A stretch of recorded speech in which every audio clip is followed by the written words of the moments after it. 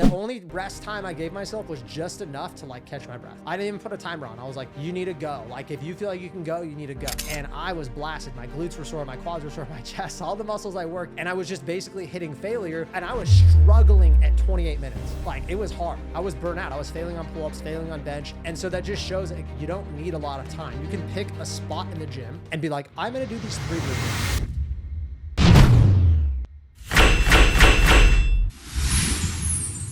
What's up, everybody? Coach Stefan here. Welcome to the Everyday Pursuit podcast. I got a special guest on, Coach Ryne. Say what's up.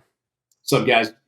So Coach Ryne is one of our athletic performance coaches. Really, I say athletic performance, but I should say more like tactical performance. He has a huge sports performance background. And if you don't know anything about like tactical performance, and why I say that is we work with a lot of first responders. So fire, cops, like, and the tactical performance is so close to sports performance. Obviously, if you're training for a sport, it's kind of the same, but development with like power, explosiveness, endurance, like, all the main things, a lot of carryover. So he has a wealth of knowledge. And he's one of our newest coaches at Pursuit. So I'm going to start doing these podcast episodes, bringing all the coaches we have at the time of making this, we have 4 coaches. So bringing them on once in a while, because listening to me for like 30 to 40 minutes, I feel bad for you guys sometimes. So switch it up a little bit. But today I want to dive into really just capitalizing on short time, because if you don't have time, and if you don't have time, I'm doing air quotes if you're listening to this on Spotify, if you don't have time, that is not an excuse to skip the gym. Okay. I hear so often, like I would say the number one like excuse that I hear is time. Right? Because it doesn't cost anything to work out. It does cost time, but it doesn't cost anything financially. And it costs effort. But I want to go into, I actually want to just hit you right off the bat. Tell us just a little bit about your background of like training and like sports performance and high intensity, because I know it's going to lead into this conversation a lot about, if you only had 45 minutes to work out, what the heck would you do? What would you prioritize? And I'm talking about like in and out, right? Like everything.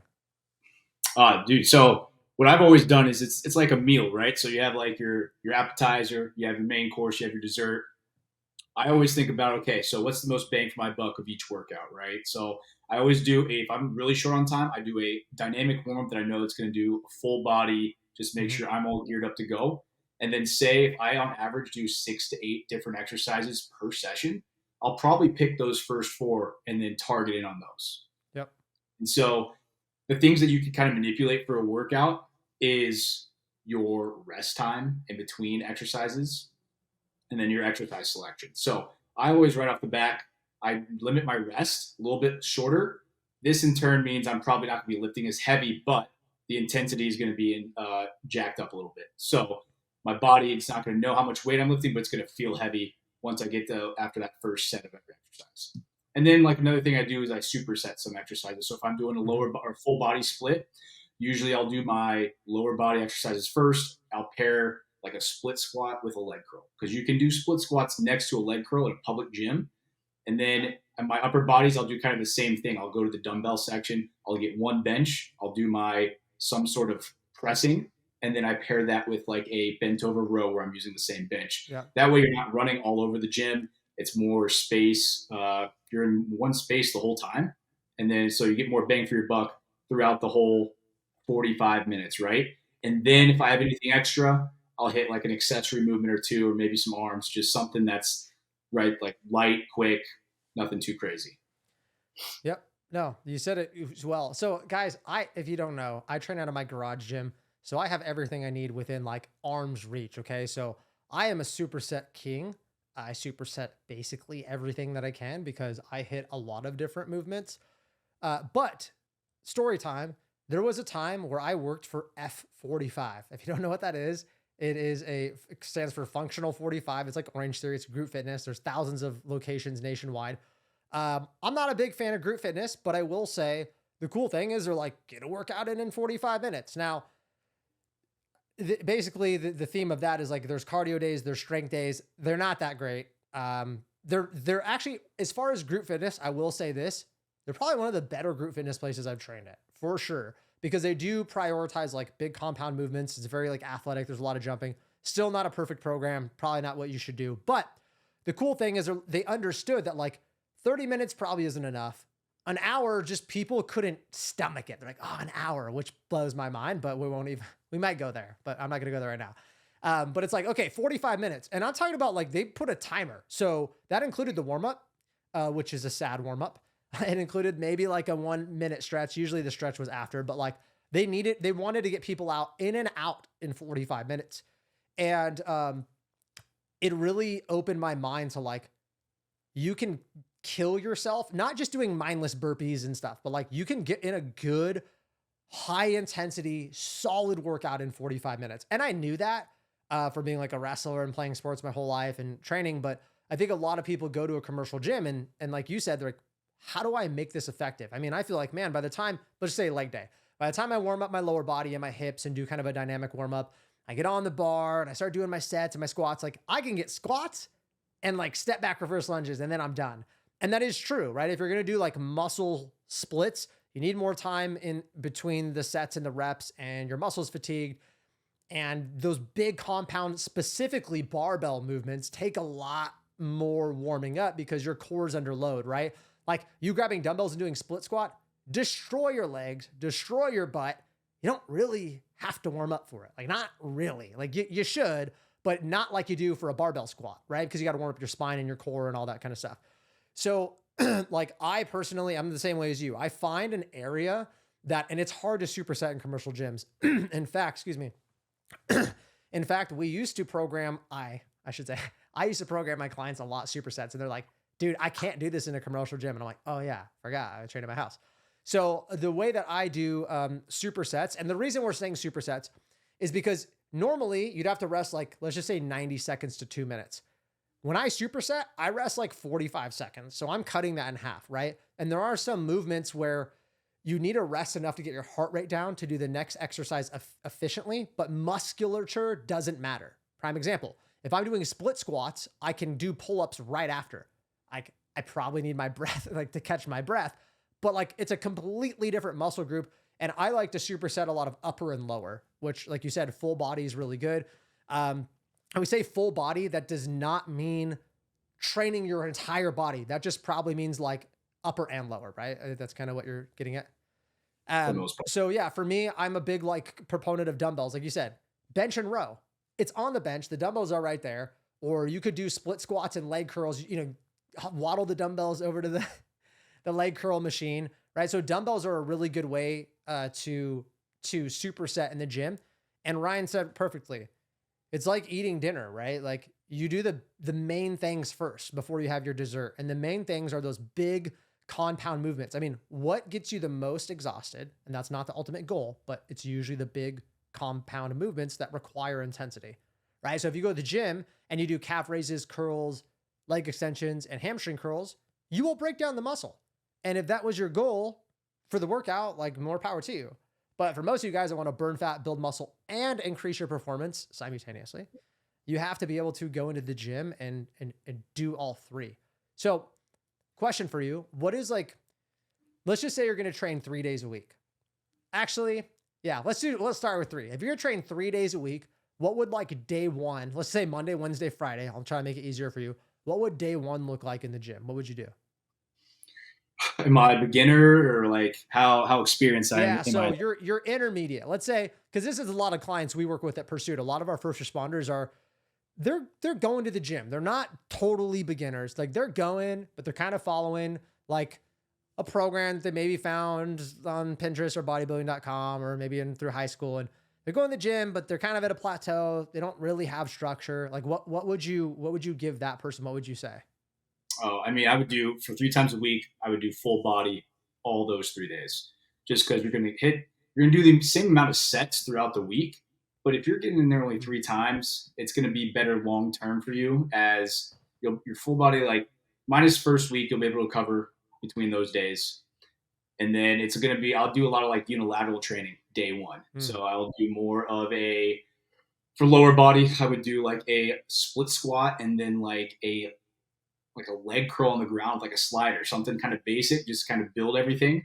And then same thing with upper body. I would do a single arm dumb press paired with like a like a single arm lat pull down, stuff like that. It's going to be a little bit more. There's going to be more. It's going to be more intense doing unilateral because you're using like your abs and all these other stabilizer muscles within that workout. So you get that first day out of the way, or out. It's like the highest intensity, and then you kind of go. I go kind of like a high intensity, a little bit lower, and then like a medium for a Friday. So. Yeah. So basically what you're saying is like, do the day that's the highest intensity first, a lot of unilateral work because it takes on like your stabilizers, your core, stuff like that, and sticking to like big compound movements, kind of cycling between your upper and your lower body. Right. Right. Day two, I would lower it a little bit, and I would do those probably more so extra like accessory movements. I don't want to call them accessory, but like in a B series that you typically do so like a seated row or like a leg extension, something that's not like a functional, like your functional fitness exercise. And then that third day, like say you're doing it on Friday, you're going to have 2 days to recover back for your Monday. So it's going to be a little bit more medium intensity. And so that's where you can crank it up a little bit more. You have a little bit longer rest period, and then you're back to Monday. You should be most likely recovered for that back to your high intensity day. That's how I basically kind of schedule it out. Yeah, no, that's a good general, I mean, there's so many ways to program. This is the thing too, is like, obviously Ryan's a coach for our company. And so I hope I'm not going to disagree with him. I totally agree with him, but there's a lot of ways to program. I'm on board though, dude. I think that, that's super solid. And when I will say, these are the things that you should be doing specifically if you're a first responder in that field, firefighter, border patrol, cop, any of those like tactical performance, like you care about the performance. Number one, you do need to focus on intensity. That is huge because if you get into some stuff in real life, your intensity is probably is very high, right? 90% above, like your adrenaline's pumping, your heart rate's pumping. You probably got to do powerful, explosive movement sprints. There might be some endurance involved too on some aspects, but like it's high intensity. If you go to the gym and you sit on machines and you just like curl your legs, you will work your muscles. You can create a better physique. You can build more muscle and burn fat that way. You won't perform. And so that's the style. I mean, the style of training that we do with a lot of our people is like, and it depends on the individual. Some people go, I mostly want to look good naked. I want to perform a little bit. Sweet. That's what your training is. Or the opposite. Hey, I really want to be a performance animal, but if I could also have it make me look good with my shirt off, I would like that. Sweet. Thank you so much. Let's do that. So it's a give and take. It's not black or white. It's, it's a sliding scale. But I would say the number one thing to focus on is intensity, because intensity regulates everything. Like in exercise programming, if you know the intensity, that will regulate like the sets, the reps, the tempo, exercise selection. So, you could go in and say, I'm going to do this workout. You could look at it on paper, right? And you could say, oh, you have 4 hours to do it. Wait, what? Oh yeah, the intensity changes. I can go in with a 2 out of 10 intensity kind of, or a 3 out of 10. If you go, yeah, you have an hour.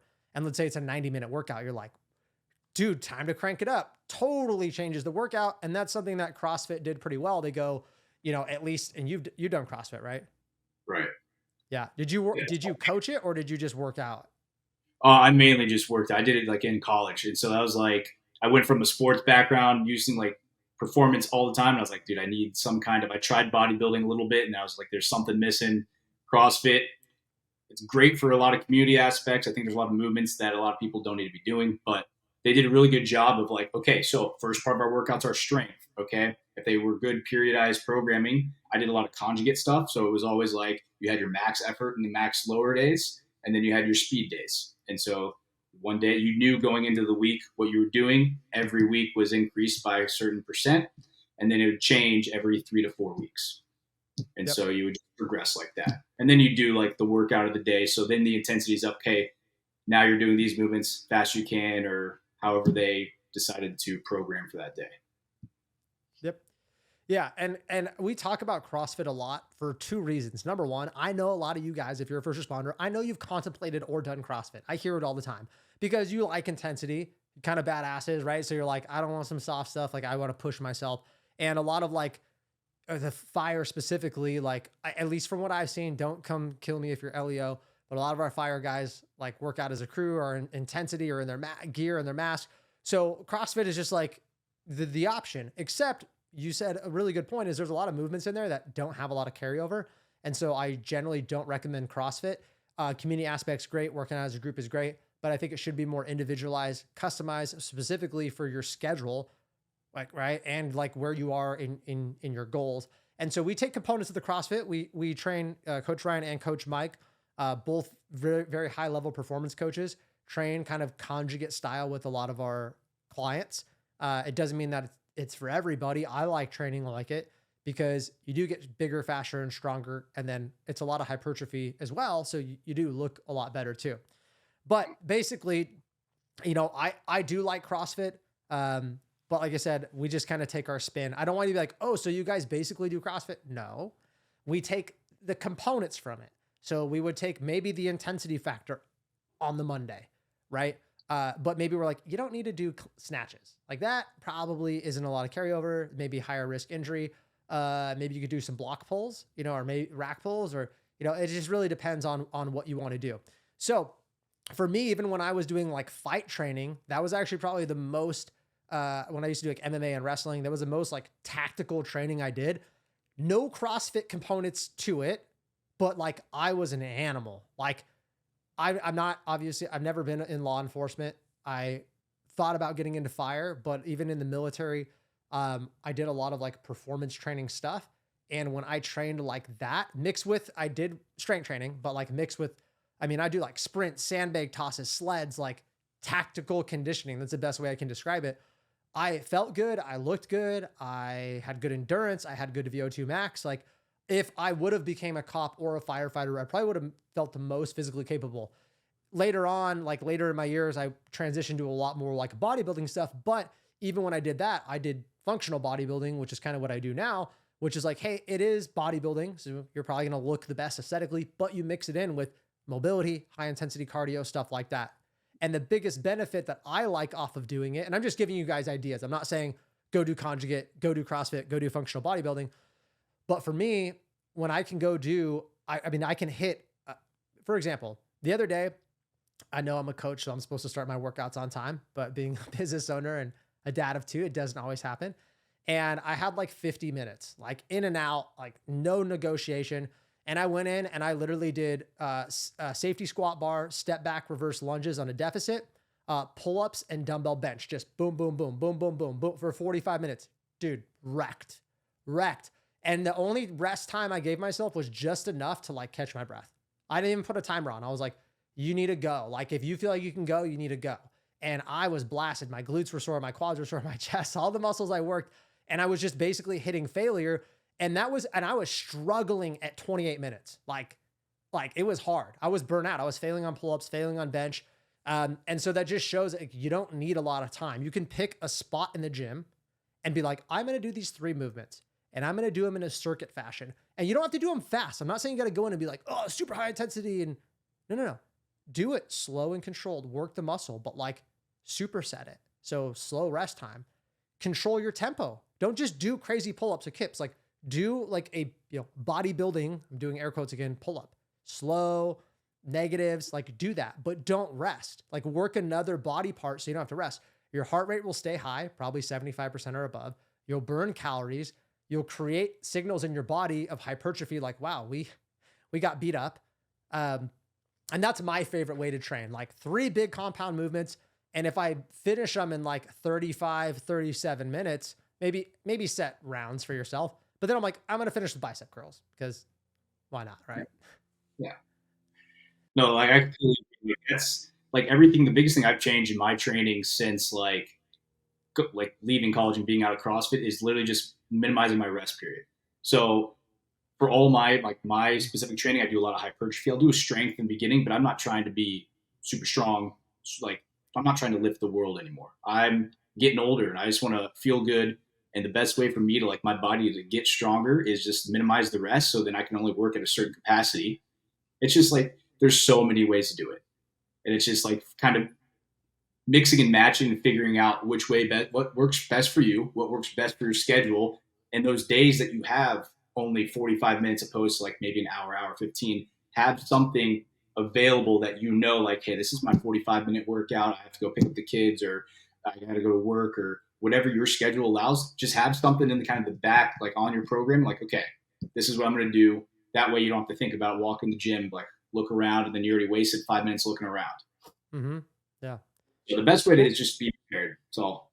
Yeah, being prepared for sure, right? Like, and this is the thing we do with our clients, because we coach hundreds of clients all over America, 40 something states, and they have their custom program through their app. And I always tell, and I hope you say the same thing, clients that I coach, like, hey, look at your workout before you go to the gym, maybe once or twice, like play it in your head. Like, this is what's going to happen, right? Like if you had a meeting coming up, you wouldn't just like prepare for it and then like never rehearse it, right? Like, even in your head, right? You're like, okay, I'm gonna go in the meeting, and like, you don't want to get anxiety, but the more you go, the more comfortable you are, right? You're kind of getting those nerves out.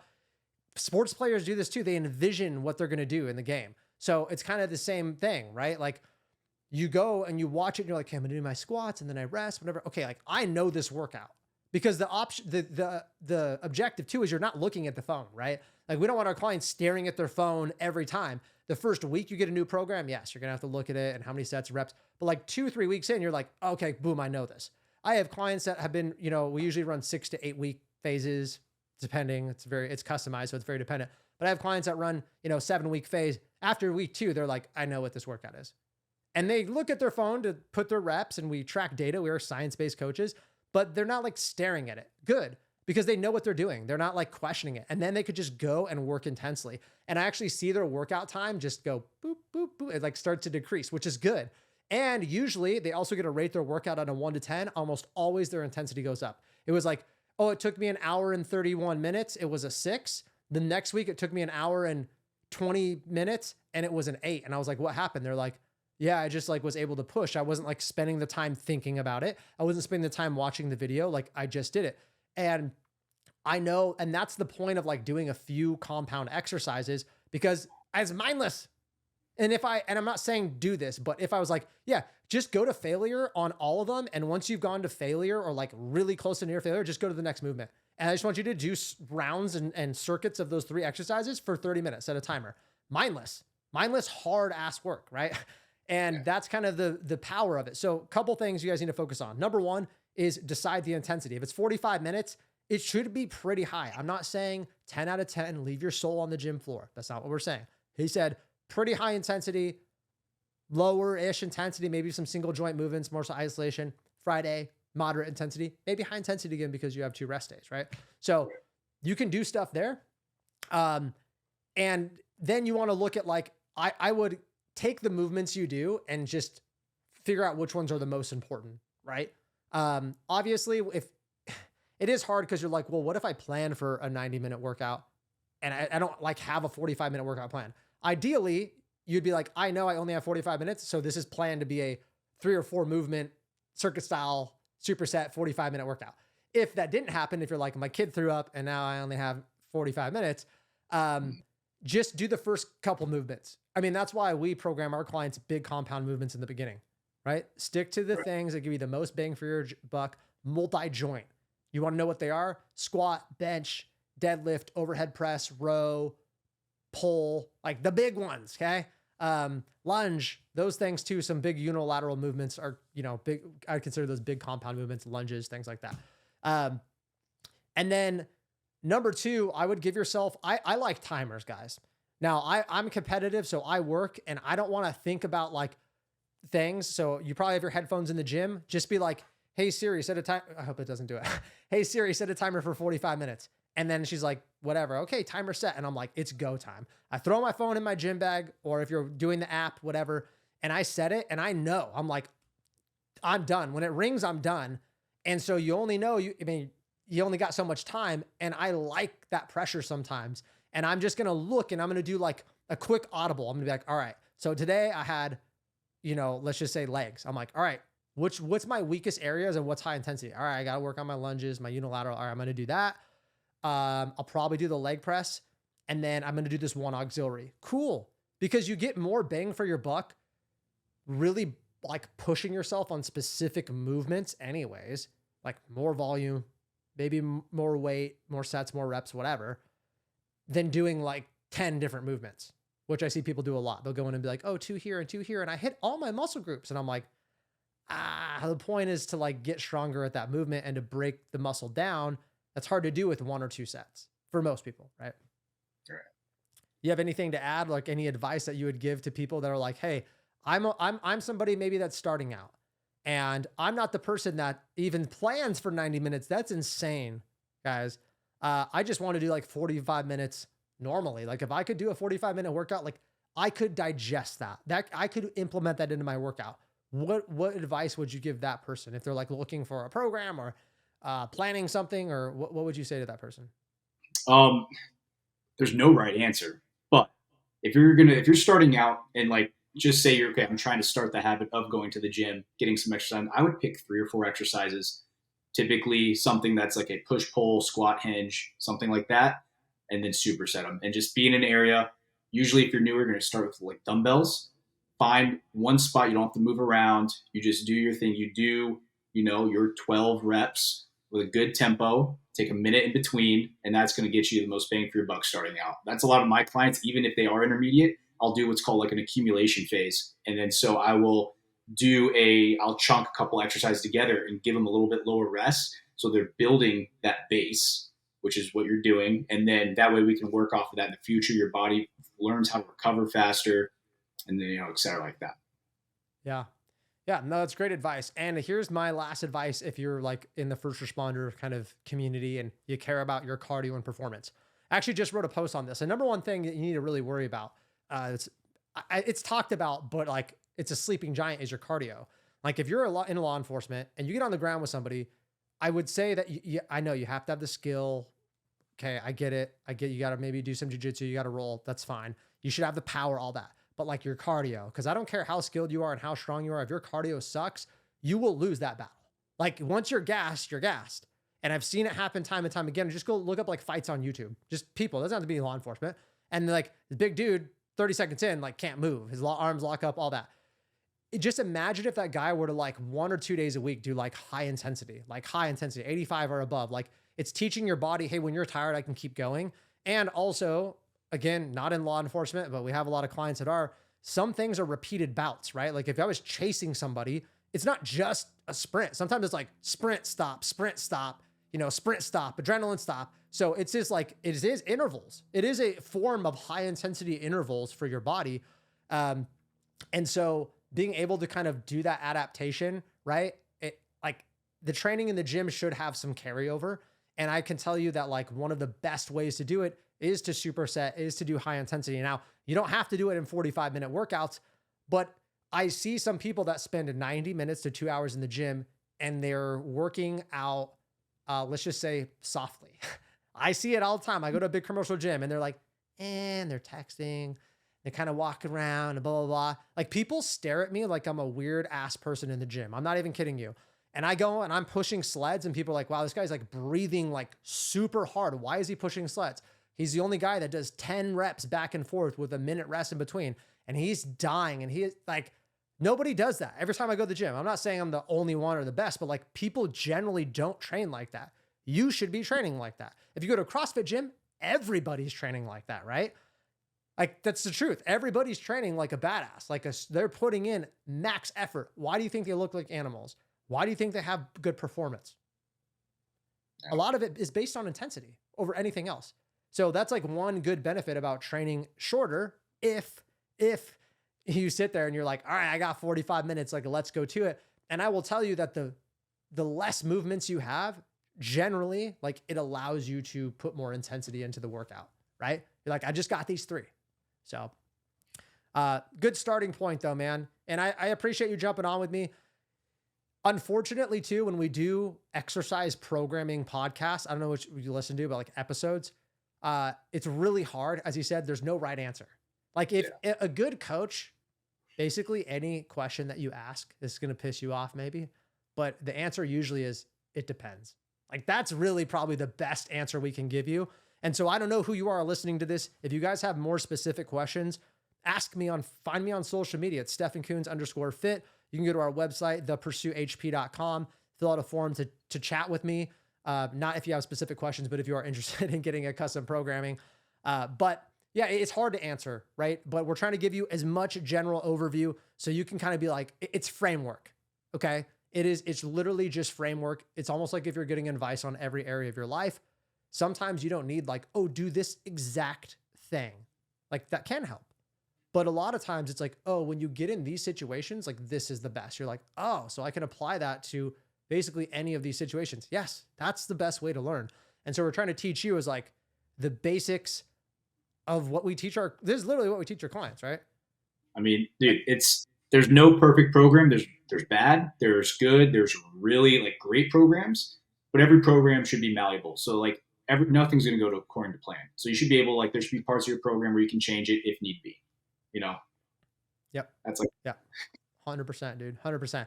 And then of course, if you guys have aesthetic goals, you need your nutrition on point, which is honestly the first responders community one of their weakest points. I work with a lot of nurses, firefighters. There's no healthy food at work, or we're bringing in catered lunch or whatever. That's a whole nother topic. I have tons of episodes on nutrition specifically, but obviously the high intensity stuff is not going to get you jacked and shredded and ripped if your nutrition isn't good. So just little side note, make sure that's making sense and make sure you're fueled enough.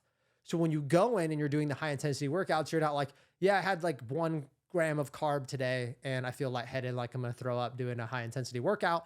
Probably not the most bang for your buck, especially when you're on duty. And I'm not even going to go there. So I appreciate it, guys. Thank you for tuning in. My ask for you, I don't run ads, I don't do anything on this, is that you share this episode, that you rate it. If you give us a rating, that would be awesome. And then of course, subscribe. Okay. That's a huge deal for us. We're creeping towards 100 episodes.